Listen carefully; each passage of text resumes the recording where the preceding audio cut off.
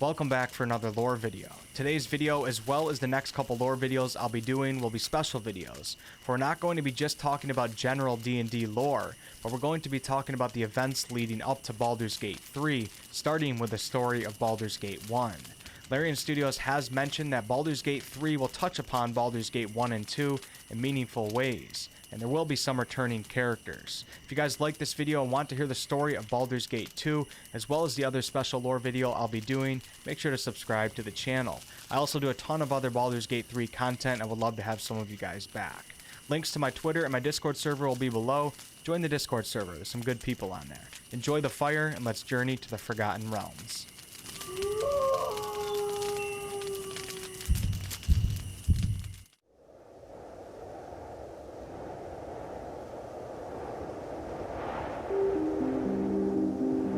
Your story begins in the citadel of Candlekeep, nestled atop the cliffs that rise from the Sword Coast.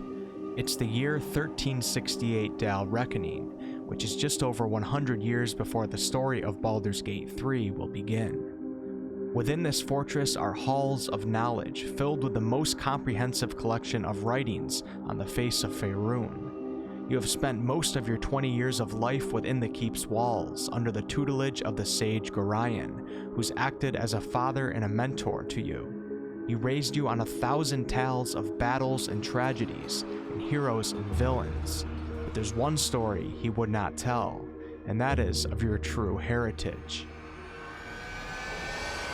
You have been told that you are an orphan and that your past is largely unknown, but deep down you feel there is much more to it than that. One day, Gorion started acting distant from you. You can tell something is weighing heavily upon him, uncharacteristically interrupting you from your daily chores. In an agitated state, he tells you to equip yourself for travel, for you are to go on an unexpected journey. A journey that he will not tell you what for, but it sounds urgent. As you gather supplies, you are approached by some residents of the keep, asking if you are the ward of Gorion, and stating things such as, "You don't look dangerous." One of the residents of the keep even attempts to kill you, but meets a grave end. You know something very troubling is going on. Why would someone attack you? You're just a young ward learning the ways of the world. You then learn from a guard of the keep that there is a serious iron shortage going on, creating tension between the city of Baldur's Gate and the wealthy neighboring nation of Amn. Iron is an extremely valuable resource in this setting, and it would be similar to us presently experiencing something such as an oil shortage. Feeling as prepared for your journey as you possibly can be given the circumstances, you head back to Gorion, who tells you that we must leave immediately, and that if we're ever separated from each other, you should make your way to the Friendly Arm Inn, where you will meet Khalid and Jaheira, whom you can trust. Not long after leaving the keep, you find yourself in the middle of an ambush where a mysterious armored figure, the leader of these bandits, tells Gorion to hand over your ward and no one will be hurt. Gorion yells for you to run away as he relentlessly attacks and holds back the bandits, only to be eventually cut down by their leader. Disturbed, frightened, and confused, you have escaped, but you are now alone, and cannot head back to the keep, for you will be denied entrance without the influence of Gorion to circumvent the steep entry fee. Knowing no other place to go, you decide to heed Gorion's words and head to the Friendly Arm Inn and seek help. Not long after you head out, your childhood friend and fellow orphan, Imoen, joins your company seeking to help. Upon reaching the outside of the inn and having to lie about your true identity for fear of what it may bring, you and Imoen enter the inn and meet Khalid and Jaheira. Although they offer no solutions as to why you are being attacked, they do offer their companionship. After hearing even more about the current iron crisis and the severity of it, you decide to investigate, and you and your newfound party head to the mines to the south near a town called Nashkel. Nashkel is currently gathering up adventurers to help solve the iron crisis, and this may offer some insight as to if there is a link between the iron shortage and what seems to be a bounty on your head. After successfully sabotaging the mine and learning that it was in fact under the control of the Iron Throne, you and your party decide to head to the city of Baldur's Gate to get to the bottom of this. Within the city, you find the Iron Throne headquarters, and you head inside.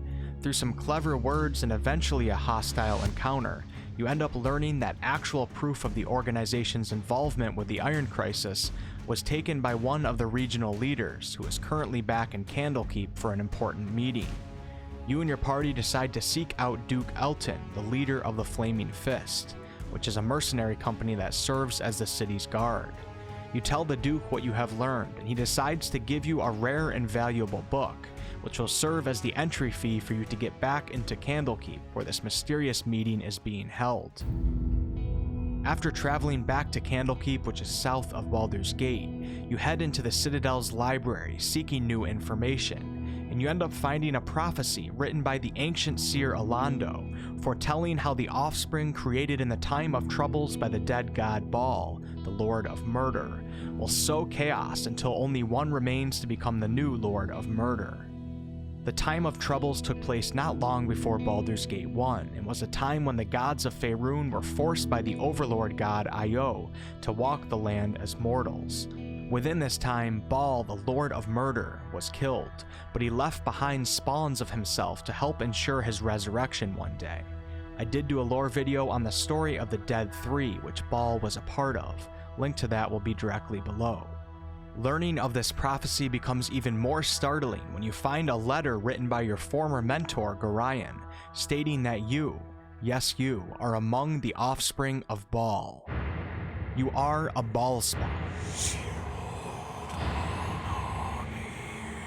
This newly found information is intense, but it's starting to provide reasons for why you may have been attacked so many times since the day of Gorion's death.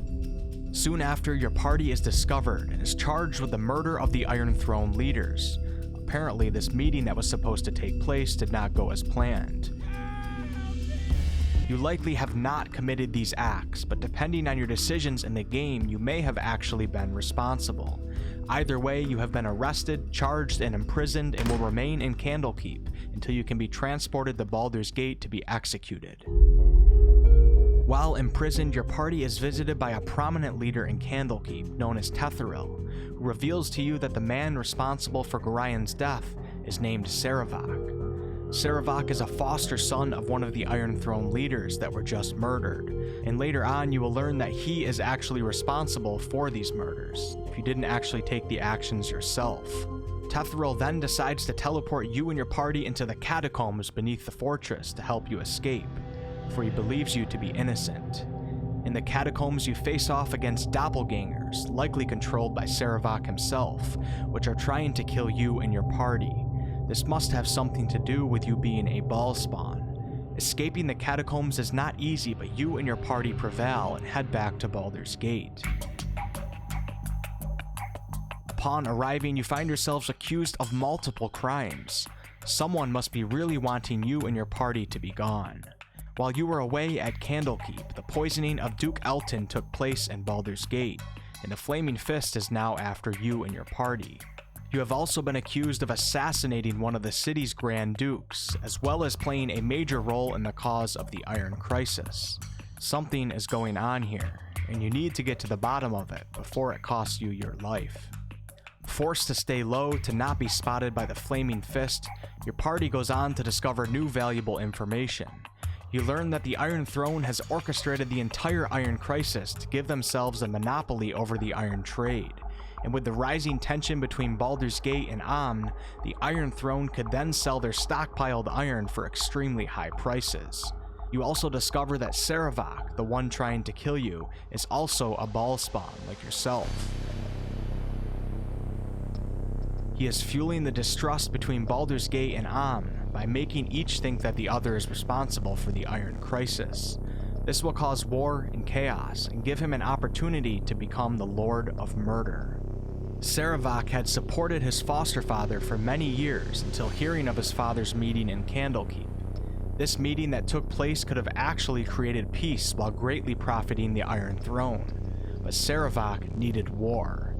He needed chaos, and to stop these plans he had to cause the death of the Iron Throne leaders, including his foster father, and take control of the group himself.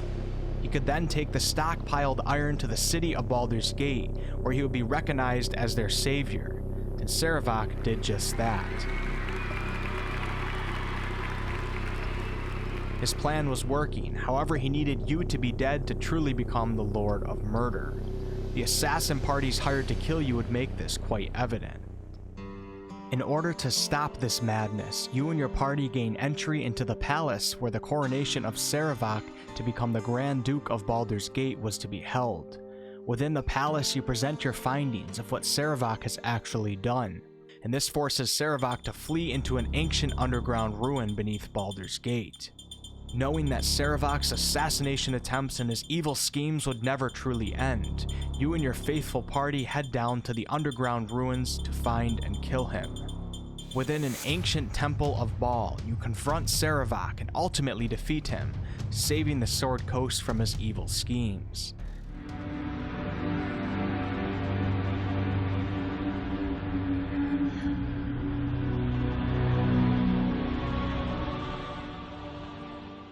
In the final ending cinematic, Sarevok's tainted soul departs his body and travels deep underground to a large circular chamber of alcoves, where he destroys a statue of himself contained in one of the alcoves. It is now revealed that the other alcoves each contain a statue of a bhaal spawn that exists in Faerun. And that is the story of Baldur's Gate 1. Some of your companions, such as Imoen and Jaheira, actually make it into Baldur's Gate 2. Thanks so much for watching, guys. If you guys enjoyed the video, please like, comment, and subscribe. I really appreciate it. It's a huge help to my videos. I do all sorts of content on this channel, ranging from comedy videos to live streams to game reviews to game tutorials and more. I'd love to have some of you guys back on a future video. Much more Baldur's Gate 3 content on the way. Until next time.